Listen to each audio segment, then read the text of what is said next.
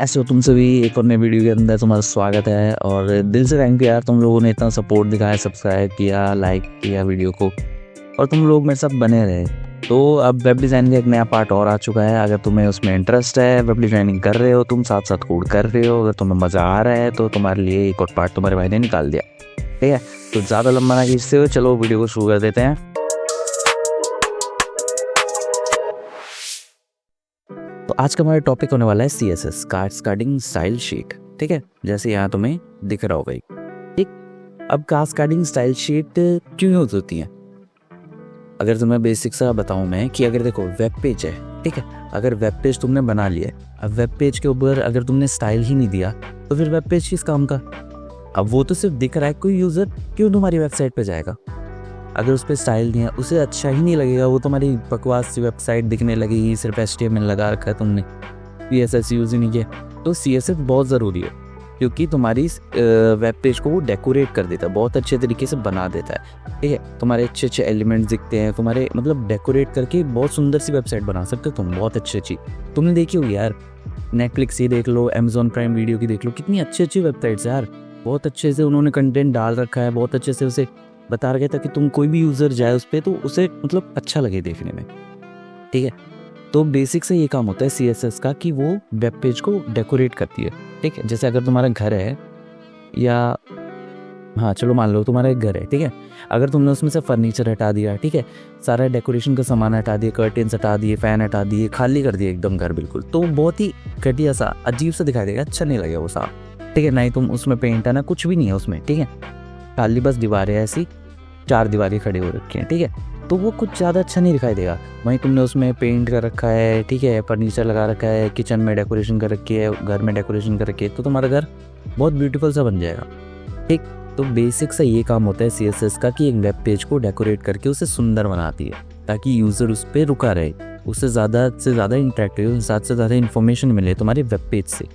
ठीक, जितना अच्छा वो होगा उतनी आसानी से उसे इन्फॉर्मेशन प्रोवाइड हो सकती है, उसे अच्छा लगेगा स्क्रॉल करने में भी, देखने में उसे मज़ा आएगा उस वेबसाइट। ठीक है ना, तो आओ अब जो CSS है, ठीक, CSS जो है वो एक लैंग्वेज होती है जो कि स्टाइल को डिस्क्राइब करती है, ठीक, किसी डॉक्यूमेंट के ऊपर। अब देखो ये 3 तरीके से बताई जा सकती है, एक तो होती है इनलाइन, एक होती है स्टाइल टैग के ज़रिए, एक होती है स्टाइल शीट के ज़रिए। सबसे अच्छा होता है स्टाइल शीट के ज़रिए तुम करो। ठीक है, इनलाइन भी कर सकते हो वैसे अगर तुम कोई भी छोटा मोटा कुछ करना हो तो, वैसे अच्छे कोडर की निशानी नहीं है, बेसिक सा काम होता है तुम्हारा, स्टाइल शीट में करो जाके। ठीक, ये सबसे अच्छा तरीका होता है। अब देखो ये एक वेबसाइट है, ये अभी तुम्हें ऐसे देख के पता नहीं चल रही होगी कौन सी वेबसाइट है। ठीक है, मैं तुम्हें भी बताऊंगा ये कौन सी वेबसाइट है। अब देखो इन्होंने ये ले लिया, मेन्यू ले लिया, ठीक है, देखो मेन्यू ले लिया, होम दे रखा है, मूवीज़ दे रखी है, TV शोज़ दे रखे हैं, सब कुछ दे रखा है।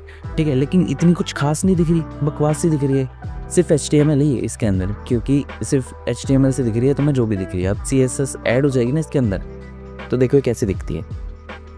ये है प्राइम की वेबसाइट, समझे, Amazon प्राइम की। ठीक, अब ये देख रहे हो कितनी सुंदर दिखाई दे रही है, इसके अंदर ये जो लोगो है ये तुम्हें साफ दिखाई दे रहा है। ठीक, होम का सेक्शन तुम्हें ये देख रहे हो, मूवीज़ का, TV शोज़ का, लाइव TV का, सब्सक्रिप्शन का, ये सब का सेक्शन तुम्हें बढ़िया तरीके से दिखाई दे रहा है, इतनी सुंदर सी बन चुकी है अभी। ठीक है, अब जैसे मैं हटाऊँ इसे, रुको 1 मिनट, अब तुम्हें समझा देते हैं अच्छे से। और अब तुम देखो ये जैसे इन्होंने दे रखा है कि जो प्राइम वीडियोज़ है ना, ये एक डिव में ले रखा है, home, movies, TV shows, live, subscription, ये एक डिव के अंदर दे रखा है इन्होंने। ठीक, अब जैसे तुम देख रहे होगे ये नीचे तक का, ठीक है, और ये यहाँ कॉर्नर तक का और इसके नीचे तक है, ये पूरा का पूरा HTML टैग के अंदर दे रखा है इन लोगों ने। ठीक है ना, अब उसके अंदर अलग अलग डिव बना रखी। अब जैसे ये वाला हो गया एक डिव, ये वाला हो गया पूरा का पूरा दूसरा डिव, ये हो गया तीसरा, ये जिसमें पूरा आ रखा है ये पूरा का पूरा डिव, ये हो गया चौथा डिव। ठीक है, ऐसे यहाँ तक का 5वां डिव, ऐसे अलग अलग डिव ले रखे हैं। ठीक है, सबको अलग अलग क्लास दे रखी है, बेसिक सही है। ठीक, अब इसके अंदर देखो, अब HTML हो गया, मेन पेज हो गया पूरा का पूरा। ठीक है, अब ये जो पूरा का एक डिव होगा इनका, पूरा का पूरा ये एक डिव है, इसके अंदर 3 अलग अलग है, एक ये यहाँ से कट हो जाएगा, एक ये यहाँ से कट हो जाएगा, एक ये पूरा। ठीक है, इसके अंदर 3 है। तो ये जो पूरा का पूरा है ना यहाँ एंड तक का, ये होता है पेरेंट डिव, ये पूरा का पूरा एक है, ठीक। इसके अंदर 3 डिव है, ये क्या है इसकी चाइल्ड है, ठीक है। तो हर ऐसी इसके अंदर ये देखो, ये वाला जो सेक्शन है ये पूरा एक डिव के अंदर है, इसके अंदर 2 डिव और है, ये 2 डिव जो है इसके चाइल्ड डिव, इनकी चाइल्ड क्लास है बेसिकली, ठीक है ना। तो ऐसे होता है कि पेरेंट क्लास होती है और चाइल्ड क्लास होती है। हर एक डिव जो होता है ना, वो अगर उसके अंदर कोई भी डिव लिया गया है तो वो चाइल्ड डिव होगा, और जो उसके अपर वाला है वो हमेशा पेरेंट डिव होता है। आगे भी बात समझ में तुम्हें। आगे बढ़ते हैं CSS में। देखो अब जो नॉर्मल सिंटैक्स होता है CSS को देने का, वो कुछ इस तरीके से होता है, देख रहे हो तुम, ठीक है ना। अब अगर इसको देखा जाए, ये क्या है, ये होता है सिलेक्टर, ठीक है। ये क्या है, ये होती है प्रॉपर्टी,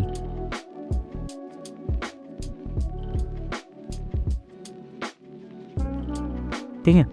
और ये क्या है, ये होती है वैल्यू। इन 3 चीज़ों से मिलकर एक स्टाइल दिया जाता है। आई बात समझ, ठीक। अब जैसे कोई भी उसमें तुम सिलेक्ट कर सकते हो, जैसे पैराग्राफ की जगह तुम H1 हेडिंग कुछ भी, ठीक है, कुछ भी सिलेक्ट कर सकते हो, ठीक। ये सिलेक्टर इसलिए इसको बना रखा है, यहाँ से सिलेक्ट होगा। उसके बाद ये करली ब्रेसेस दे रखे हैं कुछ इस टाइप से। उसके बाद ये दे दिए तुम्हारी प्रॉपर्टी, देन कोलन लगाने के बाद तुम्हें वैल्यू देनी पड़ती है कि उसके अंदर क्या तुम चाहते हो, क्या उससे करवाना चाहते हो, ठीक है। जैसे कि यहाँ विड्थ प्रॉपर्टी है, विड्थ में क्या होगा, या तो विड्थ को बड़ी किया जाएगा, विड्थ को छोटी किया जाएगा, तुम उसे बता दोगी मुझे इतनी विड्थ चाहिए, ठीक है। होने के बाद उसके बाद लगा दो तुम सेमीकोलन, ठीक। ये लगाना देखो ज़रूरी तो नहीं होता, इसके बिना भी तुम्हारा कोड रन करता है, लेकिन वैसे एक्चुअल में ना ज़रूरी होता है, ठीक है। अगर तुम परफेक्ट कोडर बनना चाहते हो, अच्छे कोडर बनना चाहते हो, क्योंकि अगर तुम नहीं लगाओगे ना तो कोई भी देखेगा, वो समझेगा कि हाँ ये नया कोडर है, इसे आता नहीं, बस चलो कोई बात नहीं, छोड़। लेकिन अगर तुम अच्छे कोडर बनना चाहते हो तो ये अभी से प्रैक्टिस करने लगो इसकी, ये ज़रूरी होता है, ठीक है। लगाओगे अच्छा रहता है, क्योंकि ये अभी छोटे मोटे प्रोजेक्ट नहीं, बड़े प्रोजेक्ट में ज़्यादा काम आते हैं, ठीक। तो इस तरीके से दिया जाता है। अब देखते हैं, आगे बढ़ते हैं हमारे क्लास सिलेक्टर पे। अगर तुम्हें क्लास कोई सिलेक्ट करनी है तो वो किस तरीके से सिलेक्ट हो पाती है, ठीक। जैसे ये दे रखा है, ये जो सिलेक्टर है क्लास सिलेक्टर, इससे कोई भी क्लास को सिलेक्ट करने से पहले डॉट लगाया जाता है। अब तुमने उस क्लास का नाम चाहे कुछ भी दे रखा हो, ठीक है, लेकिन उससे पहले डॉट लगाया जाता है, ठीक। देन उसके बाद जो भी तुम्हारी क्लास का नाम है, जैसे मान लो तुमने क्लास का नाम कुछ भी दे दिया, माई क्लास या box1, एक कुछ भी, ये डॉट लगाओगे, उसके बाद ही तुम क्लास का नाम दो। देन वही आगे फिर वही करली ब्रेसेस, प्रॉपर्टी, कोलन, और उसके बाद ये आ जाएगा तुम्हारी क्या नाम है वैल्यू, उसके बाद सेमीकोलन, बस सिंपल। ऐसे आईडी सिलेक्टर में होता है। आईडी सिलेक्टर में बस ये है, देखो क्लास सिलेक्टर में क्या होता है, पहले डॉट लगता है, ठीक है। आईडी सिलेक्टर में पहले हैश लगता है, हैश के बिना आईडी सिलेक्ट नहीं करेगा। अगर डॉट लगा के तुम कर रहे हो तो आईडी नहीं, क्लास ही मानी जाएगी, ये समझेगा क्लास ही सिलेक्ट कर रहे हो तुम। अगर तुम्हें आईडी सिलेक्ट करनी है तो हैश लगा के देन उसके बाद जो भी तुम्हारी आईडी का नाम है वो दे दो, बाकी सेम कंटिन्यू वैसे ही होगा, ठीक है। आगे बढ़ते हैं तो प्रॉपर्टी की तरफ। देखो अलग अलग टाइप की, देखो CSS के अंदर ना बहुत सारी प्रॉपर्टी है, बहुत सारी। कुछ तुम गूगल कर रहे होगे, ठीक है, कुछ तुम्हें करते करते याद हो जाती है, दिमाग में बैठ जाती है। जैसे बेसिक से होती है, मार्जिन हो गया, बेडिंग हो गया, विड्थ हो गया, हाइट हो गया, और भी बहुत सारी प्रॉपर्टी जो बेसिक होती है वो तुम्हें अपने आप दिमाग में सेट हो जाती है। याद करने की ऐसी ज़रूरत नहीं होती कुछ का, बस तुम्हें ये याद रखना है कि इसका सिंटैक्स याद रखना पड़ता है तुम्हें, कि तुम्हें सिंटैक्स कैसे देना है, कि जैसे क्लास देनी तो उससे पहले डॉट लगना चाहिए, आईडी देनी तो उससे पहले हैश लगना चाहिए, बस ये याद रखना। बाकी तुम गूगल वगैरह करके भी कर लोगे तो कोई दिक्कत वाली बात नहीं होती इससे, ठीक है। तो मार्जिन क्या होता है, पैडिंग क्या होता है, विड्थ क्या होता है, हाइट क्या होता है, इसमें देखो अब तुम्हें समझाता हूँ इसमें क्या करते हैं। अगर तुम्हें पहले पैडिंग बताऊँ मैं, तो पैडिंग क्या होता है, अगर जैसे पैडिंग स्पेस को कहते हैं कि अगर तुम्हें जो एलिमेंट तुमने दिया है वो कितना स्पेस चाहिए तुम्हें, उस मतलब जैसे कि अगर मान लो तुमने एक हेडिंग ली है और तुम नहीं चाहते कि वो बिल्कुल स्टार्टिंग से स्टार्ट हो, कि अगर तुमने जैसे हेडिंग ले ली यहाँ पे, ठीक है, वो तुम नहीं चाहते कि यहाँ से स्टार्ट हो बिल्कुल स्टार्टिंग से, तुम चाहते हो कि यहाँ से स्टार्ट हो, ठीक है ना। और इसके लिए करने के लिए तुम्हारे पास दो तरीके हैं, या तो तुम पैडिंग ले लो या तो तुम मार्जिन ले लो। जितना भी तुम्हें गैप चाहिए उसके बीच में तुम दोनों तरीक़ों से दे सकते हो। आप तुम्हें बताता हूँ इससे में डिफरेंस क्या हो जाता है। अगर मान लो ये देखो, जैसे कि ये जो तुम्हारा डिव है ये अपने आप ही पहले पूरी की पूरी विड्थ ले लेता है अपने आप ही। तुम सेट कर सकते हो कि तुम्हें विड्थ कितनी चाहिए, इतनी चाहिए या इसको छोटा करना है। अगर तुम नहीं चाहते तो तुम पूरा का पूरा ले रखा है जैसे तुमने, ठीक है। अब तुम चाहते हो कि जो तुम्हारा अंदर का एलिमेंट है वो यहाँ से स्टार्ट हो, ठीक है। तो पहले पैडिंग दे देते, जैसे तुम पैडिंग लेफ्ट देते हो, ठीक है, तो जितने भी, जैसे मान लो तुमने यहाँ दे दी कितने पिक्सल की, मान लेते हैं हम यहाँ पे ये जो तुमने ये जो लिया है स्पेस, ये ले लिया कितने का, 90 पिक्सल का, ठीक है। तो वो तुम्हारे डिव के अंदर से ही गैप बना देगा और उस एलिमेंट को यहाँ से स्टार्ट करवा देगा।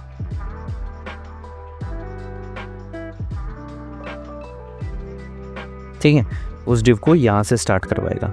कहाँ से? यहाँ से, ये जो तुम देख रहे हो यहाँ से स्टार्ट करवाएगा, ठीक। अगर तुमने मार्जिन लिया है तो मार्जिन क्या करता है, ये जो डिव है ना, ये देखो, ये वैसे पूरा था डिव, ठीक है, यहाँ से स्टार्ट होता है ये डिव, लेकिन तुमने मार्जिन लिया तो मार्जिन क्या करता है कि ये बॉडी से इसे दूर धकेल देता है, ठीक है। बॉडी से अगर जैसे तुमने गैप दे दिया कितने का, मान लो तुमने 20 पिक्सल का गैप दिया, इसमें मार्जिन दे के 20 पिक्सल दे दिया, तो ये बॉडी से उसे इतनी ही दूर कर देगा 20 पिक्सल से, और हेडिंग वहीं से स्टार्ट होगी, ठीक है। हेडिंग उसके स्टार्टिंग से स्टार्ट हो रही है उसके डिव के, लेकिन ये इसने बॉडी से इसको दूर धकेल दिया। आई बात समझ में? ये होता है पैडिंग और मार्जिन में डिफरेंस। अब तुम एक और चीज़ देखो,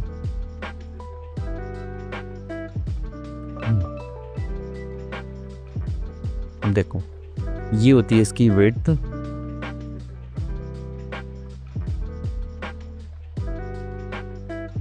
और ये होती है इसकी हाइट। बस तुम्हें पता ही हुआ, ठीक है ना।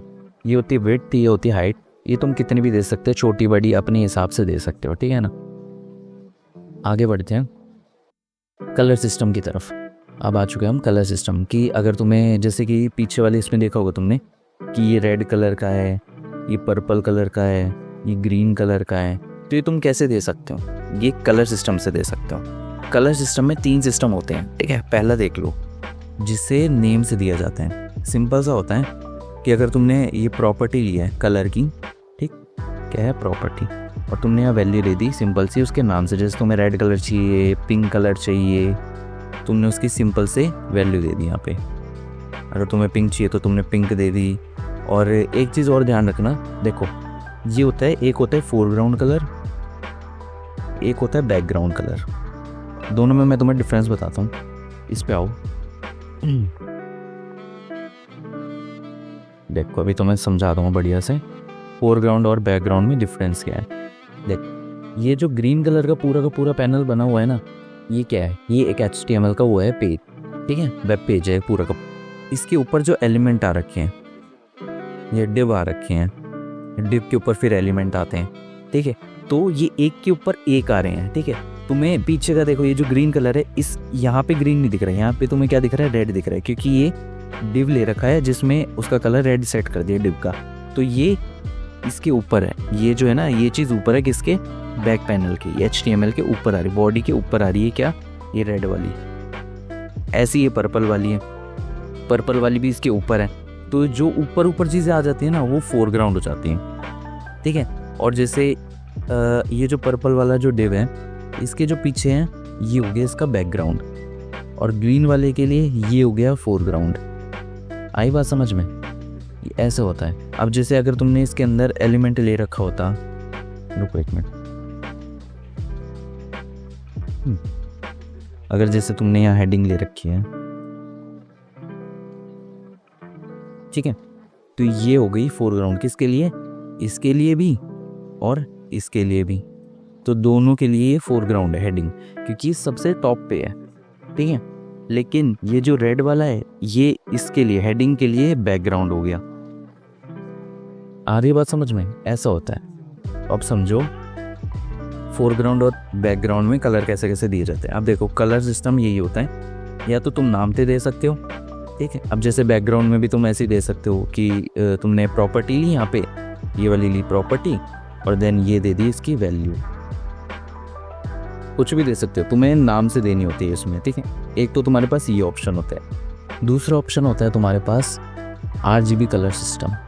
RGB से तुम कैसे कलर देते हो अब मैं वो तुम्हें बताऊंगा। देखो RGB क्या होता है, R मतलब हो गया तुम्हारा रेड कलर, G मतलब हो गया तुम्हारा ग्रीन कलर, और B मतलब हो गया तुम्हारा ब्लू कलर, ठीक है ना। तीन ही वो होते हैं इसमें कलर, इन तीन से ही सारे कलर बन जाते हैं। अगर जैसे देखो, अब तुम यहाँ पे एक मिनट रुको, ये देखो, जैसे यहाँ पे तुमने दे दी, क्या दे दी, प्रॉपर्टी दे दी, ठीक है। उसके बाद ये तुमने वैल्यू दी। अब वैल्यू में कैसे देनी पड़ती है, देखो RGB ब्रैकेट ओपन होगा। अब जैसे यहाँ लिखे 0 0 और 0, क्या मतलब होता है इनका, ठीक है। और कहाँ तक इनको दे सकते हैं, देखो ये होती है 0 से लेके 255 तक तुम वैल्यू दे सकते हो, ठीक है। देखो फर्स्ट वाली होती है R को डिनोट कर रही होती है यानी कि रेड, सेकंड वाली होती है वो ग्रीन को डिनोट कर रही होती है, और थर्ड वाली होती है ब्लू को जो डिनोट कर रही होती है, जिसमें तुम 0 से लेके 255 तक नंबर दे सकते हो। अगर जैसे मान लो तुमने R में, R वाली के अंदर जैसे तुमने ले लिया, क्या दे दिया, 10 दे दिया, इसका मतलब हुआ कि रेड कलर तो आएगा लेकिन बहुत हल्का आएगा, काफ़ी मतलब लाइट, बहुत लाइट होगा। लेकिन अगर वहीं पे तुमने इसमें R के अंदर 10 ना देके अगर तुमने दे दिया 255, तो पूरा का पूरा बिल्कुल ब्राइट रेड, एकदम जो टॉप रेड होता है ना वो आ जाएगा इसके अंदर, ठीक। वहीं पे ऐसी उनके साथ होता है ग्रीन के साथ, और ऐसी ब्लू के साथ होता है। अगर तुमने RGB जो वैल्यू है वो कुछ इस टाइप से दे दी 255, 0, 0, तो कौन सा कलर आएगा, क्योंकि ये तो 0 है इसका मतलब ग्रीन नहीं लिया गया, ब्लू भी 0 है इसका मतलब ब्लू भी नहीं लिया गया, सिर्फ 255 कौन है, R वाला, तो कौन सा कलर आएगा, सिर्फ और सिर्फ रेड आएगा। ऐसे ही बाकियों के साथ भी होते हैं, यहाँ पे ग्रीन के साथ भी और ब्लू के साथ भी। अगर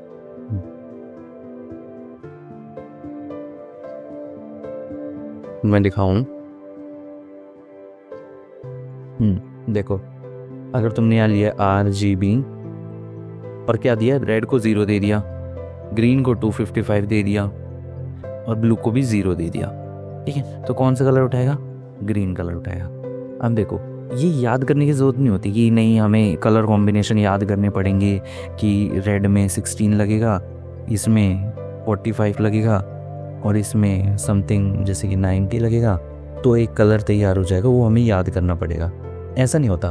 तुम ये जाके गूगल से भी सर्च करोगे ना, कलर पिकर, जो भी तुम्हें कलर चाहिए उसके हिसाब से कलर कर लेना, और RGB में तुम्हारे पास वैल्यूज़ आ जाएंगी, तो वहाँ से तुम कॉपी करके और पेस्ट कर दो अपने जहाँ पे भी तुम्हें पेस्ट करना है। याद करने की जरूरत नहीं होती, बस तुम्हें सिंटैक्स याद करना पड़ता है कि किस टाइप से इसे दिया जाता है, बस तुम्हें इतना याद रखना होता है। ये याद नहीं करना होता कि नहीं इससे ये कलर बनेगा, इससे ये कलर बनेगा, इतना कुछ याद नहीं। अब जैसे देखो अगर तुम सोच रहे हो जैसे तुमने तीनों में 0 दे दिया, ना तुमने रेड लिया, ना तुमने ग्रीन लिया, ना ही तुमने ब्लू लिया, अब कौन सा कलर आएगा, तो यहाँ पे कलर आ जाता है ब्लैक। जब कोई कलर नहीं आएगा ना तो सिर्फ और सिर्फ ब्लैक आएगा। और अगर तुमने यहाँ पे अगर तुमने दे दिया RGB के अंदर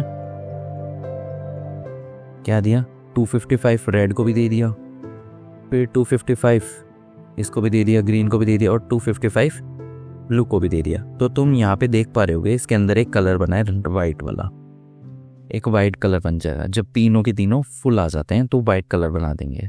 समझ में आई बात। अब अगले कलर सिस्टम की तरफ बढ़ते हैं।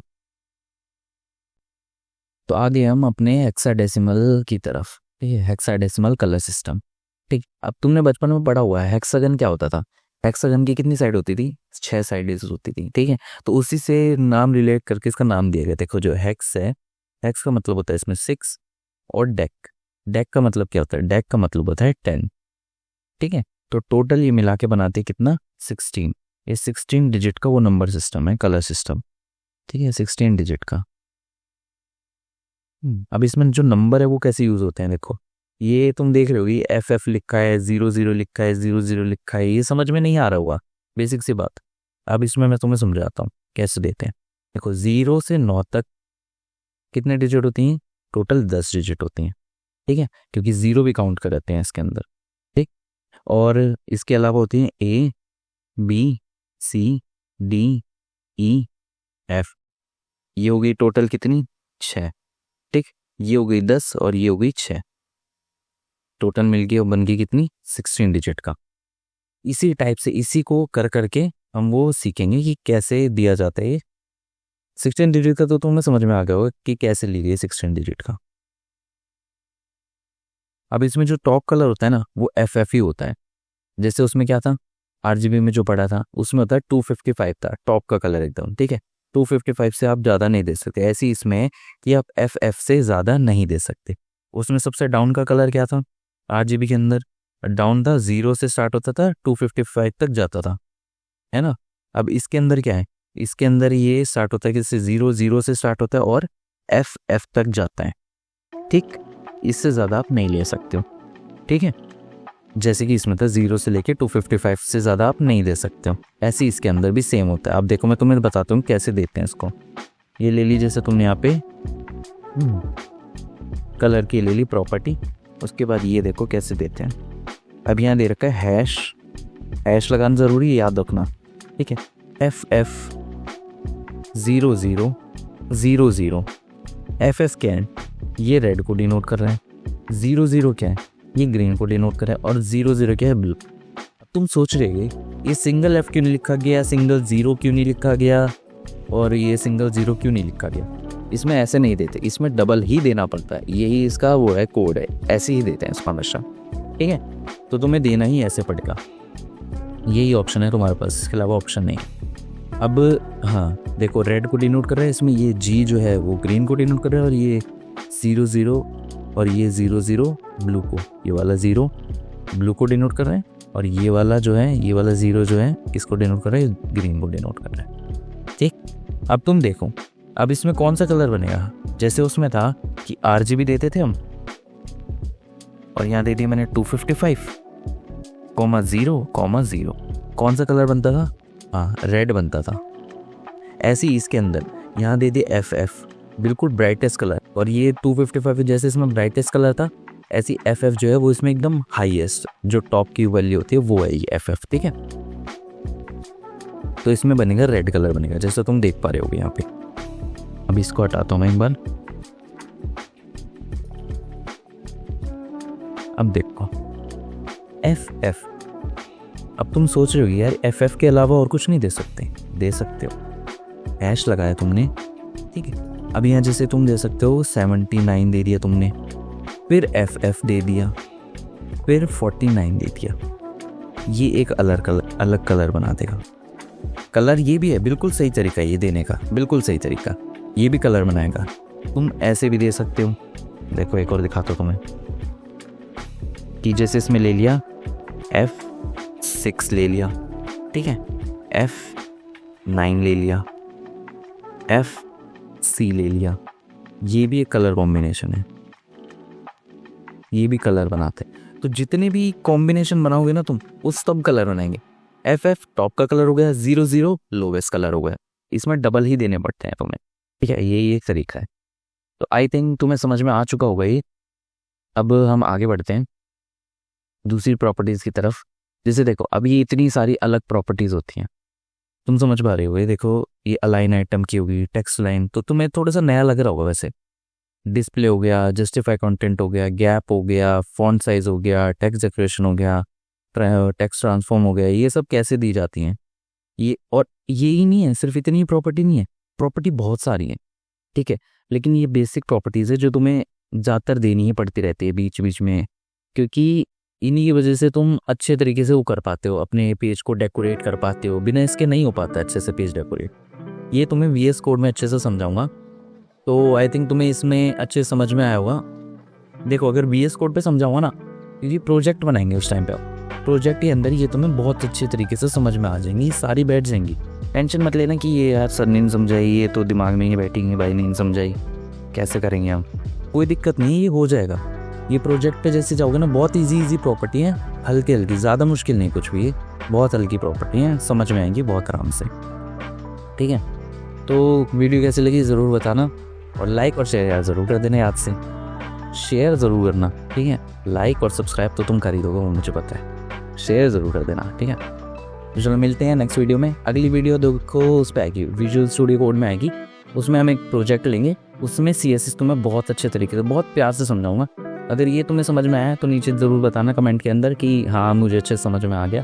प्रॉपर्टीज़ की टेंशन मत लो, प्रॉपर्टीज़ तुम्हें देना सिखा दूंगा मैं, बहुत आराम से आ जाएगी। बाकी RGB कलर वगैरह इसकी थोड़ी सी सिंटैक्स देख लेना, ये देते कैसे कैसे हैं, ट्राई करते रहना, समझ में बैठ जाएंगे, दिमाग के अंदर आ जाएंगे धीरे धीरे, ठीक है। तो मैं चलता हूँ।